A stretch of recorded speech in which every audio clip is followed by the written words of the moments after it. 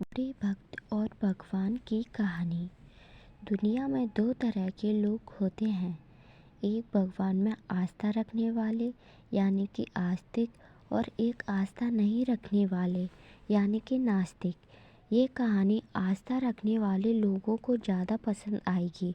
हो सकता है इस कहानी को सुनने के बाद उनकी आस्था और ज़्यादा पक्की हो जाए। एक आदमी जो जीवन भर राम नाम जपता रहा, अब वो बूढ़ा हो गया था। बूढ़ा ही नहीं हुआ था, बल्कि इतना कमज़ोर हो चुका था कि अपनी जगह से बिना किसी सहारे के उठ भी नहीं पाता था। ऐसी स्थिति में भी उसने कभी राम नाम को अपने से अलग नहीं होने दिया। वो पूरा दिन मन में राम नाम लेता रहता। राम नाम की वजह से उसे अपनी तकलीफ़ों को सहन करने की शक्ति मिलती। बूढ़े हो चुके इस आदमी के दो बेटे थे जो उसे नित्य कर्म करने में मदद करते। शुरू में वो बिना कहे ही खुद अपने बूढ़े बाप की सहायता कर दिया करते। फिर धीरे धीरे जब बाप खुद बुलाता तब आते, लेकिन जैसे जैसे वक्त बीतता गया तो दो तीन बार पुकारने के बाद भी मुश्किल से आते और कभी कभी रात को ना भी आते। अब हालत ऐसी हो चली थी कि अक्सर पूरा बिस्तर गंदा कर दिया करता, और जब तक उसके बेटों से सहायता न मिलती ऐसे ही गंदे बिस्तर में पड़ा रहता। बुढ़ापा बढ़ता जा रहा था, उसकी नज़रें कमज़ोर हो चुकी थी। इतनी बदहाली में भी उस आदमी ने राम नाम का साथ नहीं छोड़ा था। एक बार बूढ़े को नित्य कर्म करना था। उसने आवाज़ लगाई और अगले ही पल किसी ने उसका हाथ बड़ी कोमलता से पकड़ा और उसे नित्य कर्म करवा कर उसके बिस्तर पर लिटा दिया। यह अब रोज होने लगा था। जब भी बूढ़ा आवाज़ देता, अगले ही पल उसकी मदद करने के लिए कोई आता और उसे उसके सारे काम करा कर वहाँ से चला जाता।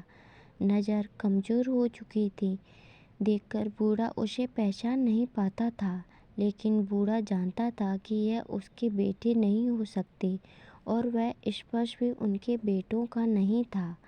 एक दिन जब बूढ़े आदमी ने अपने नित्य किया करने के लिए अपने बेटों से मदद मांगी, तब अगले ही पल उसे फिर से वही मुलायम वाला स्पर्श महसूस हुआ। सारा काम खत्म करने के बाद बूढ़े आदमी ने उस व्यक्ति का हाथ पकड़ लिया और उससे पूछा, सच सच बताओ, आखिर तुम हो कौन? तुम मेरे बेटे तो नहीं हो सकते। बूढ़े के सवाल के साथ उसके कमरे में बहुत तेज रोशनी हुई और प्रभु ने अपने दिव्य अवतार में वहाँ पर दर्शन दिए। किसी भी वस्तु को बड़ी मुश्किल से देख पाता था, वही बूढ़ा भगवान के दिव्य रूप को स्पष्ट रूप से देखने में समर्थ हो गया। जिस भगवान का नाम वह पूरा जीवन लेता रहा, उसे अपने पास पाकर बूढ़ा उनके चरणों में गिर पड़ा और बोला, भगवान मैं धन्य हो गया जो आपने मुझे साक्षात दर्शन दिए। लेकिन भगवान मैं बहुत शर्मिंदा हूँ क्योंकि मैं आपसे मेरे नित्य कर्म करवाए। भगवान ने कहा, मेरे लिए सारे काम एक जैसे हैं। अगर वह काम मुझे अपने भक्तों के लिए करना पड़े तो मुझे सभी कामों में खुशी मिलती है।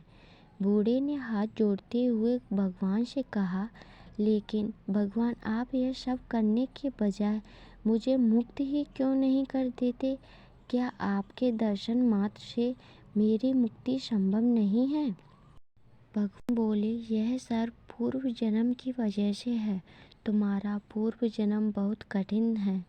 अगर मन होता तो मेरे दर्शन मात्र से तुम मुक्त हो जाते।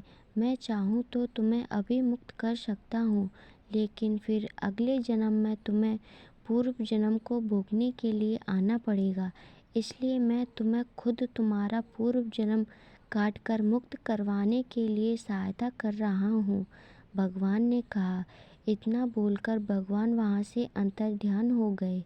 कुछ महीने और काफ़ी तकलीफ भोगने के बाद आखिरकार उस बूढ़े आदमी को मुक्ति मिली।